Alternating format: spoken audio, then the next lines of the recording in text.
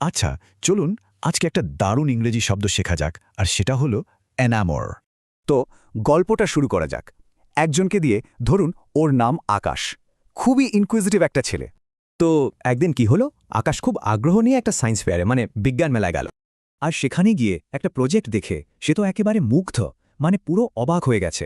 আকাশের এই যে অনুভূতিটা, এটাকে ইংরেজিতে বলার জন্য সবচেয়ে সেরা শব্দটাই হলো এনামর, একদম গভীরভাবে মুগ্ধ হয়ে যাওয়া।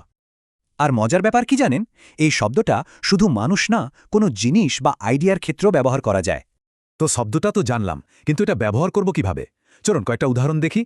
ধরুন এই বাক্যটা, এখানে একটা পণ্যের ডিজাইন ক্রেতাদের এতটাই মুগ্ধ বা এনামর করেছে যে বিক্রি বেড়ে গেছে। আবার দেখুন, একজন সিইওর দারুণ একটা আইডিয়া ইনভেস্টরদের এমনভাবে ইনামর করল যে তারা টাকা ঢালতে রাজি হয়ে গেল। ঠিক আকাশের মতো, তাই না? এখানে একজন একটা শহরের কালচারে এতটাই মুগ্ধ হলো যে সে সেখানেই চলে গেল। শব্দটা সহজে মনে রাখতে শুধু ভাবুন, এটা সাধারণ লাইক বা পছন্দের চেয়েও অনেক বেশি কিছু।